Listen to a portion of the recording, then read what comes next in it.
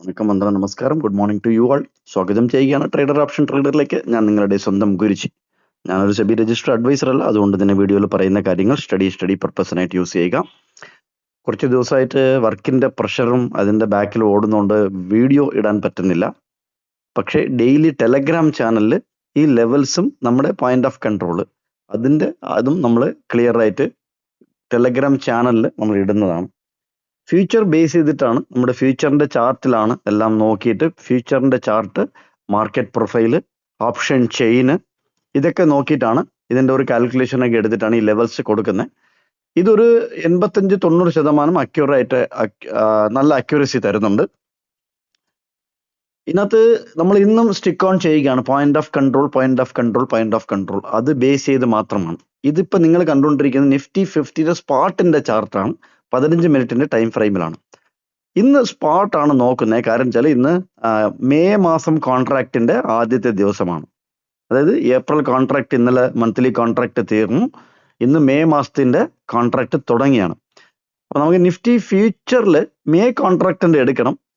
ഇന്ന് നമ്മൾ സ്പോട്ടിൽ ഇത് ഇടുകയാണ്. അപ്പൊ ഇന്ന് സ്പോട്ട് ബേസ് ചെയ്ത് നിങ്ങൾക്ക് നോക്കാം.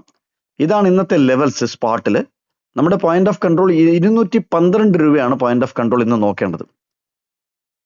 ഇത് എനിക്കറിഞ്ഞൂടാ എത്ര പേര് ഇതൊക്കെ നോക്കുന്നുണ്ട്, ഇതനുസരിച്ച് ചെയ്യുന്നുണ്ട് എന്നുള്ളത്. ഇത് നോക്കുക. പിന്നെ 170 സപ്പോർട്ട് എടുക്കുന്നുണ്ടോ എന്നുള്ളത് നോക്കുക. വളരെ സിമ്പിൾ ആയിട്ടുള്ള മെത്തഡാണ്. എനിക്ക് തോന്നുന്നു നിറച്ച ആൾക്കാർക്ക് മനസ്സിലാവുന്നില്ല എന്നാണ്. നമ്മൾ ഓപ്പൺ ബേസ് ചെയ്തിട്ടുള്ള ഒരു സ്ട്രാറ്റജി ഉണ്ട് മാർക്കറ്റ് പ്രൊഫൈലിൽ. ഓപ്പൺ ബേസ് ചെയ്തിട്ട് നിറച്ച സ്ട്രാറ്റജി ഉണ്ട്. നിങ്ങൾ ഗൂഗിൾ ചെയ്താൽ തന്നെ കിട്ടും.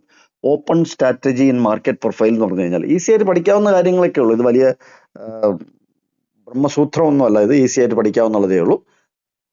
അങ്ങനെ ഓപ്പൺ ബേസ് ചെയ്തിട്ട്, അപ്പൊ ഓപ്പണിന് പ്രാധാന്യം കൊടുക്കുന്നതുകൊണ്ട് തന്നെ ഒരു ഡേന്റെ ഡയറക്ഷൻ ഡിസൈഡ് ചെയ്യുന്നത് ഓപ്പണിന്റെ സ്ട്രൈക്ക് ആണ്. ഓപ്പണിന്റെ സ്ട്രൈക്ക് എന്ന് പറഞ്ഞാൽ സ്പാട്ടാണ് അറ്റ് ദ മണി എന്ന് പറയുന്നത്. സ്പാട്ടിന്റെ ഓപ്പൺ ആണ് അറ്റ് ദ മണി. ഫ്യൂച്ചറിലാണ് ഓപ്ഷന്റെ പ്രീമിയം മൂവ്മെന്റും ഓപ്ഷന്റെ എന്താ പറയാ സ്പീഡും ഫീച്ചർ ബേസ് ചെയ്തിട്ടാണ് ഓപ്ഷന്റെ പ്രീമിയം മെൽറ്റ് ആകുന്നതും പ്രീമിയം ഗ്രോ ആകുന്നതും ഓപ്ഷന്റെ മൂവ് അനുസരിച്ചാണ്. അതായത് ഫ്യൂച്ചറിന്റെ മൂവ് അനുസരിച്ചാണ് ഓപ്ഷൻ ഗ്രോ ആകുന്നത്.